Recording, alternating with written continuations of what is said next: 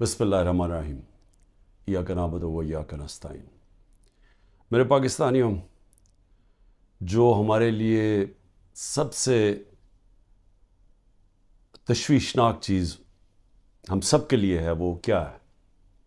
12 لاکھ پاکستانی جب سے یہ حکومت آئی ہے ملک چھوڑ کے چلے گئے۔ لیکن یہ 12 لاکھ پاکستانی کون سے پاکستانی ہیں؟ یہ وہ پاکستانی ہیں جن کو دنیا تیار ہے اپنے ملکوں میں لینے کے لیے۔ یورپ، امریکہ، کینیڈا، اس طرح کے ملک یہ تیار ہیں ان کو لینے کے لیے، کیونکہ پروفیشنلز ہیں۔ یہ وہ لوگ ہیں جن کی ڈیمانڈ ہے دنیا سے باہر، یہ کہیں بھی جا سکتے ہیں۔ اور یہ کیونکہ یہ پروفیشنلز ہیں، ان کی کوئی ڈاکٹرز ہیں، کوئی اب لسٹ ہے پوری، کوئی انجینئرز ہیں، یعنی وہ لوگ جو ایک معاشرے کو آگے بڑھاتے ہیں، جو ایک معاشرے کی ترقی کے اندر پورا حصہ لیتے ہیں، وہ لوگ ہیں جن کو اس ملک کی بہت ضرورت تھی۔ اب وہ چھوڑ کے چلے گئے۔ 12 لاکھ لوگوں کا جانا صرف یہی نہیں کہ یہ وہ لوگ ہیں جن کو آرام سے ویزا بھی مل گیا، ان کو آرام سے ان کو نوکریاں بھی باہر مل گئی۔ یہ وہ لوگ ہیں جو پھر اپنا پیسہ بھی باہر لے کے گئے ہوں گے، کیونکہ خالی ہاتھ تو نہیں جانا تھا، تو انہوں نے پھر یہاں سے روپیوں کو ڈالرز میں کنورٹ کیا اور پھر ڈالرز باہر لے کے گئے۔ تو سوچیں کہ اس کی کتنا نقصان ہوا ہوگا پاکستان کو۔ اب یہ سوچیں کہ یہ کیوں ہو رہا ہے، کیوں لوگ چھوڑ کے جا رہے ہیں۔ وہ لوگ، پھر سے میں کہتا ہوں، کہ جو ایک ملک کی ترقی کی بنیاد رکھتے ہیں وہ جا رہے ہیں۔ وہ اس لیے جا رہے ہیں کہ ان کی امید ختم ہو گئی ہے ملک سے۔ یہ امید کیوں ختم ہوئی ہے؟ یہ امید اس لیے ختم ہوئی ہے کہ جو 30 سال سے اس ملک کو تباہی کے اندر جن کا پورا ہاتھ تھا، جو چوری کر کر کے ملک کا پیسہ منی لانڈر کر کے باہر لے کے جا رہے تھے، جن کے اوپر کرپشن کے کیسز کے اوپر کتابیں لکھی ہوئی تھیں، جن کی دنیا کے باہر ان کے اوپر ڈاکیومنٹریز، 2 BBC کی ڈاکیومنٹریز بنی تھی، جن کے اوپر باہر کے اخباروں کے اندر ان کی چوری کا لکھا ہوا تھا، اور کتابیں 3-4 کتابیں ہیں جو لکھی گئیں، جس میں کیپٹلزمز ایکلیز ہیل، ایک ریمنڈ بیکر کی کتاب، اس کے اندر لکھا ہوا ہے کہ ان کے جو پہلے دور میں 90 کی دہائی میں انہوں نے کتنا پیسہ چوری کیا تھا اور ملک سے باہر لے کے گئے تھے۔ تو یہ وہ 2 مافیاز، ان کو اوپر آ کے بٹھا دیا۔ لوگوں نے تھوڑی دیر سوچا کہ چلیں جی ٹھیک ہے، الیکشن آئے گا تو ہم ان کو اپنا، تب ان کے خلاف کھڑے ہوں گے۔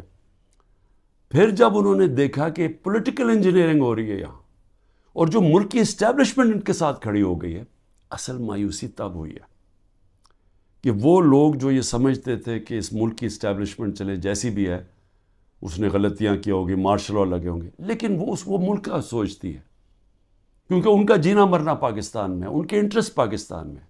تو جب وہ ان لوگوں کے ساتھ کھڑی ہو گئی اور پولیٹیکل انجینئرنگ شروع کر دی ان لوگوں کو پھر سے جتانے کی، اور مایوسی تب چھائی، نا امیدی اور مایوسی کب چھائی کہ جب انہوں نے تماشا دیکھا کہ جو ملک کی سب سے بڑی پارٹی ہے، 70% سے زیادہ جس کی ایکسیپٹیبلٹی آج پاکستان میں ہے، ساری سرویز کہہ رہی ہیں کہ یہ پارٹی جیتے گی اور قوم اس کے ساتھ کھڑی ہے، 37 میں سے 30 بائی الیکشن یہ جیت جاتی ہے پارٹی، اس کے باوجود کہ اسٹیبلشمنٹ ان کے ساتھ کھڑی ہوتی ہے، اس کے باوجود عوام بتا دیتی ہے کہ وہ کیا چاہتی ہے۔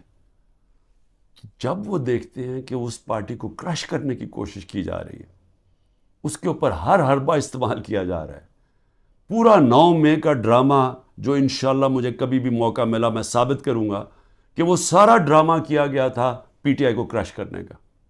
اس کا کوئی مقصد یہ نہیں تھا کہ انہوں نے کوئی غدار پکڑنے تھے، یعنی یہ خیر اب تو ہمارے پاس ایویڈنس بھی آ گئی ہے، وہ جب موقع ملے تو ہم بتائیں گے کہ کیسے پری پلان کر کے اور پھر ایک ٹریپ کرنے کی کوشش کی گئی ہے پارٹی کو، اور پھر ورکر سارے ہزاروں ورکر اندر ڈال دیے، سینئر لیڈرشپ اندر ڈال دی، پھر وہ جو باہر نکلتا تھا صرف کہ میں جی پارٹی چھوڑ رہا ہوں تو وہ باہر نکل سکتا ہے، اور پھر یہ بتایا گیا کہ یہ فوج کے خلاف ہے، یعنی تحریک انصاف فوج کے خلاف ہے۔ کون اپنی فوج کے خلاف ہوگا؟ اچھا، اور کون اپنی فوج کے اوپر حملہ کرے گا؟ کوئی جیت سکتا ہے اپنی فوج کے اوپر حملہ کر کے؟ کیا وہ نہتے لوگ اور وہ جو عورتیں ہیں جو ابھی بھی پکڑی ہوئی ہیں عورتیں، کیا ان کے ذریعے ہم نے حملہ کرنا تھا فوج کے اوپر؟ تو یہ پورا ایک پلان، ایک پروپیگنڈا کیمپین، میڈیا کا منہ بند کیا گیا، میڈیا کے اندر پوری ایک کیمپین چلائی گئی اور لوگوں کو یہ بتانے کی کوشش کی گئی کہ یہ دیکھیں جی کتنے برے لوگ ہیں، یہ ملک کے غدار ہیں. جس طرح کے لوگوں کو نہیں پتا کہ جو اوپر بٹھائے ہوئے ہیں وہ کون ہیں. یا تو لوگ بھیڑ بکریاں ہیں کہ ان کو پتہ ہی نہیں کہ اوپر کون بیٹھے ہوئے ہیں. کیا ان کا لوگوں کو 30 سال سے نہیں دیکھ رہے؟ کیا وہ لوگ جو ملک کا پیسہ چوری کر کے باہر لے کے جاتے ہیں اور جن کے بڑے بڑے محلات ہیں، جن کا بڑا اچھا رہن سہن ہے، جن کی بزنسز ہیں، جو بچے باہر ہیں، علاج باہر ہیں، چھٹیاں باہر ہیں، کیا وہ ملک سے زیادہ پیار کرتے ہیں؟ لیکن وہ لوگ جن کا جینا بھر رہا پاکستان میں وہ غدار ہے. تو کیا یہ قوم مان لے گی؟ اور مایوسی اس لیے کہ پولیٹیکل انجینئرنگ کی جا رہی ہے پی ٹی آئی کو کرش کر کے کہ یہ لوگوں کو پھر سے لے کے آئیں. اور پھر یہ جو نئے کوششیں ہو رہی ہیں کہ جی نئی پارٹیز بنائی جا رہی ہیں اور پی ٹی آئی کے لوگوں کو ادھر دھکیلا جا رہا ہے، کیونکہ انہیں یہ پتہ ہے کہ پی ٹی آئی کے لوگوں نے ان دونوں پارٹیز کو تو پاس جانا نہیں، کیونکہ سب کو پتہ ہے ان کا ووٹ بینک ہی نہیں ہے. تو پھر پی ٹی آئی کا کوئی جی یہ جو آج نئی بھی پارٹی بنی ہے اور پھر اس سے پہلے بھی کہ پی ٹی آئی لوگوں کو وہاں دھکیلا جائے. اب میں صرف مجھے حیرت ہوتی ہے کہ جو بھی یہ پلاننگ کر رہے ہیں، جو بھی یہ سوچ ہے اس کے پیچھے، کوئی ان کو تو کوئی ان کا احتساب ہوگا کہ یہ کر کیا رہے ہیں ملک کے ساتھ؟ کیا ان میں عقل ہے، سیاست کی سمجھ ہے، کیا ملک کی تاریخ کی سمجھ ہے، کیا ان کے پاس تعلیم ہے؟ تربیت تو مجھے پتہ نہیں ہے، کیونکہ جن کے پاس تربیت ہو وہ یہ نہ کریں جو حربے استعمال کیے جا رہے ہیں. لوگوں کے گھر توڑے جا رہے ہیں، بچوں کا نہ دیکھتے ہیں، نہ بوڑھوں کا دیکھتے ہیں، بزرگوں کا نہیں دیکھتے، عورتوں کا نہیں دیکھتے، بزنسز بند کر رہے ہیں، ہر قسم کی بلیک میل کی جا رہی ہے جو پاکستان کی تاریخ میں کوئی تصور بھی نہیں کر سکتا یہ ہو سکتا ہے. کسی پاکستان کی پولیٹیکل پارٹی کے ساتھ آج تک وہ نہیں ہوا جو آج ہمارے ساتھ کیا جا رہا ہے، اور ان لوگوں کو دھکیلا جا رہا ہے بلیک میل کر کے کہ وہ اس پارٹی میں چلے جاؤ اور اس پارٹی میں چلے جاؤ. اور لوگوں کی شکلیں دیکھیں جو جا رہے ہیں ان پارٹیز میں، وہ ایسے لگ رہا ہے کہ جیسے لوگوں کو دھکیل رہے ہیں پھانسی دینے کے لیے، یعنی وہ اپنی خودکشی کرنے جا رہے ہیں. یہ ایسے لگ رہا ہے، وہ خوشی سے نہیں جا رہے. جب لوگوں کو لے کے اس طرح لے کے جا رہے ہیں بلیک میل کر کے، زیادہ تر بلیک میل کر رہے ہیں، اور ان ساروں کو کئی تو دو تو میں دیکھ رہا تھا جیل سے سیدھا وہاں لے گئے ہیں. تو وہ کیوں اس طرح ان کی شکلوں میں خوشی کیوں نہیں ہے؟ کیونکہ ان کو پتہ ہے کہ ان کی سیاسی موت ہے. ان کو پتہ ہے کہ پبلک نے ان کو ووٹ نہیں کرنا. اور اگر کسی کو شک ہے تو یہ انشاءاللہ جب بھی، اب تو الیکشن لگ رہا ہے کہ انشاءاللہ ہو ہی جائیں گے، وہ جب بھی الیکشن ہوں گے تو آپ کو نظر آ جائے گا کہ لوگوں نے ووٹ کس کو ڈالنی. لیکن میں تو وہ سوچ رہا ہوں کہ کیا لوگوں کو جو یہ کر رہے ہیں پیچھے بیٹھ کے، جو برینز بیٹھی ہوئی ہیں، کیا ان کو سمجھ نہیں آ رہی کہ گراؤنڈ کے اوپر سچویشن ہے کیا آج پاکستان میں؟ کیا ان کو یہ نہیں پتا کہ یہ پہلی دفعہ 1970 کے بعد پاکستان میں یہ ماحول بنا ہے کہ نظریہ، پہلی دفعہ نظریاتی پولیٹکس ہو رہی ہے. ووٹر نے نظریے کے اوپر ووٹ ڈال لی ہیں، شخصیتیں ختم ہی ہو گئی ہیں. آپ جو مرضی کر لیں کہ جتنے جو 1970 میں کیا ہوا تھا، بڑے بڑے نام تھے، ایسے نام تھے کہ انہوں نے کہا ہمیں کیمپین کرنے کی ضرورت نہیں ہے 1970 میں. تو ایک دم نظریہ ویسٹ پاکستان میں آیا اور 84 سیٹیں جیت گیا 137 میں سے ذوالفقار علی بھٹو. لیکن اس سے بڑا جو سیلاب آیا وہ اس پاکستان میں آیا. میرے خیال میں 168 میں سے 162 سیٹیں جیت گیا مجیب الرحمان. اور وہ کیا چاہ رہا تھا؟ انصاف چاہ رہا تھا. وہ بھی حقیقی آزادی کی بات کر رہا تھا. وہ بھی یہ کہہ رہا تھا کہ ہمیں جو ہمارا حق ہے وہ نہیں مل رہا، ہم آزاد نہیں ہیں. جو کہ آج یہ 27 سال سے تحریک انصاف کہہ رہی ہے، انصاف کی تحریک، کہ انصاف انسانوں کو آزاد کرتا ہے. تو وہ بھی یہی کہہ رہا تھا. وہ اس وقت پاکستان سے علیحدہ نہیں ہونا چاہتا تھا. اس کے آپ پڑھ لیں 6 پوائنٹس، وہ صرف انصاف چاہ رہے تھے.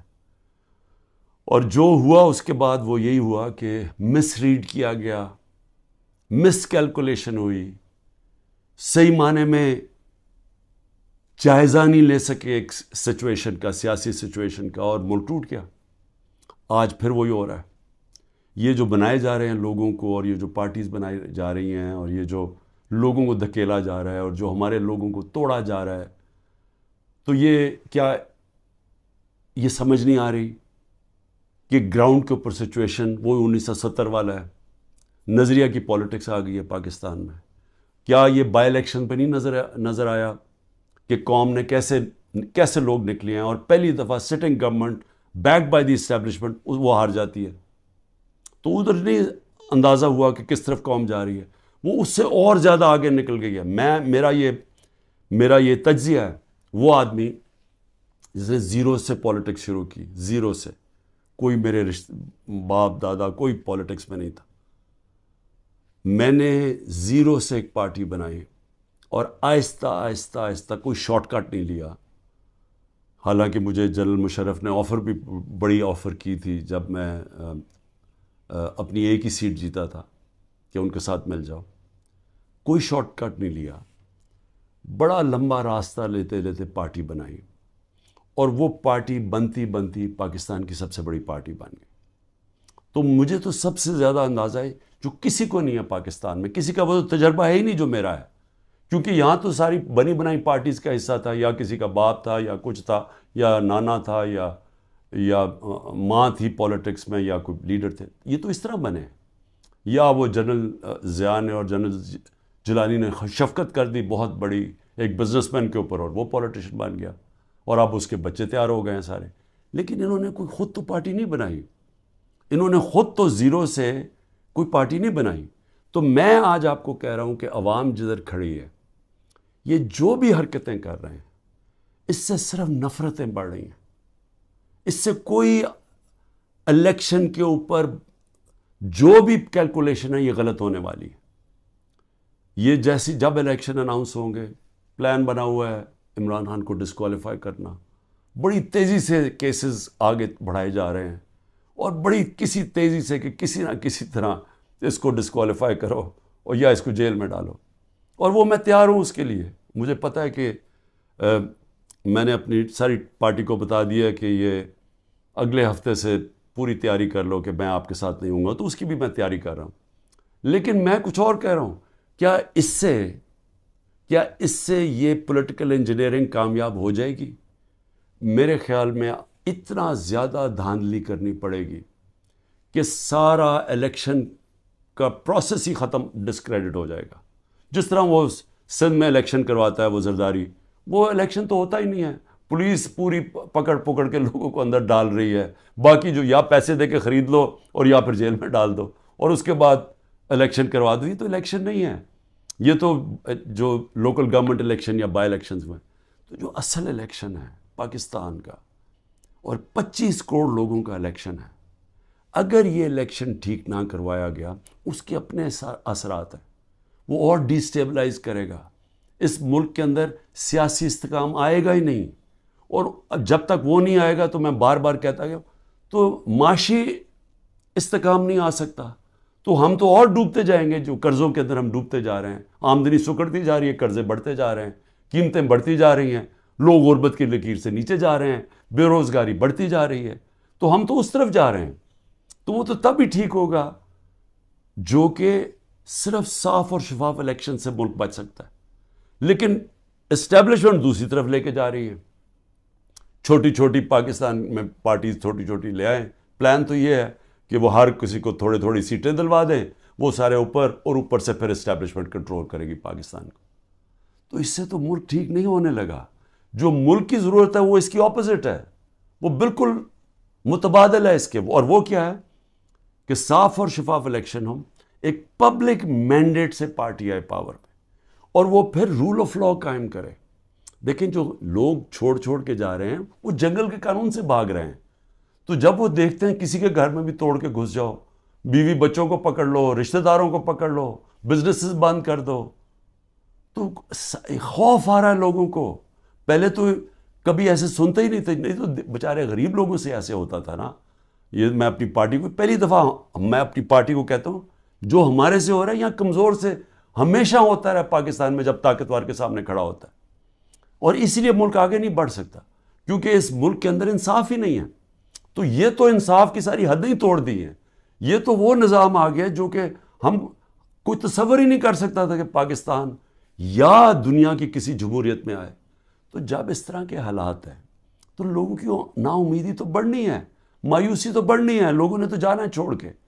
اس لیے میں آخر میں یہ کہنا چاہتا ہوں کہ یہ جو ایکسپیریمنٹس کر رہے ہیں یہ پہلے فیل ہو چکے ہیں, اور اس ملک کے اندر جو 90 کی دہائی کی سیاست تھی وہ ختم ہو چکی ہے.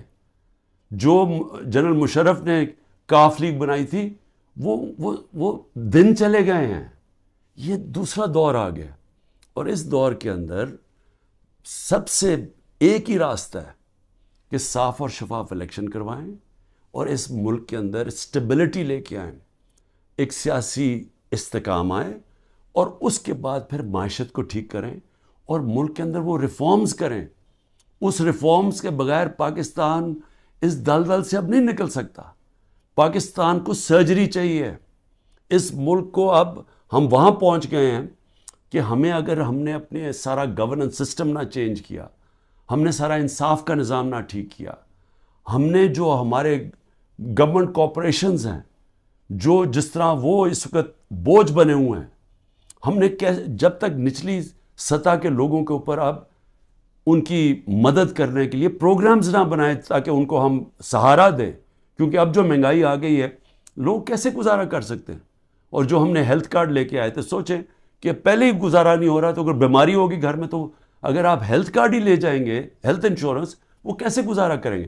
تو کیسے ہم نے نچلی سطح کے لوگوں کو اب پروٹیکٹ کرنا ہے, ان کو کیسے ان کو ہم نے معاشی طور پہ ان کی حفاظت کرنی ہے ٹارگیٹڈ سبسڈی سے, کیسے ہم نے اپنے ملک کے اندر ڈالر کی انٹیک بڑھانی ہے, وہ کون کون سے قدم ہیں, کیسے ہم نے خرچے کم کرنے ہیں, کیسے ہم نے اپنا گورننس سسٹم ایسا کرنا ہے کہ باہر سے انویسٹر پاکستان آ سکیں, کیسے ان کو اعتماد دینا ہے اپنے رول آف لا پہ کہ ہمارے یہاں اس ملک کے اندر آپ اگر اپنی سرمایہ کاری کریں گے تو ہم اس کی حفاظت, ہمارا قانون اس کی حفاظت کرے گا, لیول پلینگ فیلڈ دے گا, وہ کنڈیشنز دے گا کہ جب اب مثلا چائنا سے جب انڈسٹری ہم چاہتے تھے کہ پاکستان آئے, تو میری جب پریمیئر لی سے ان کے بات ہوئی تو انہوں نے مجھے کیا کہا, انہوں نے کہا دیکھیں مسئلہ یہ ہے کہ پاکستان میں ہمارے سارے انڈسٹریز کہتے ہیں کہ ٹائم بہت لگتا ہے, یہاں کام ہی نہیں ہوتا آپ کی, بڑا سلو ہے آپ کا سسٹم.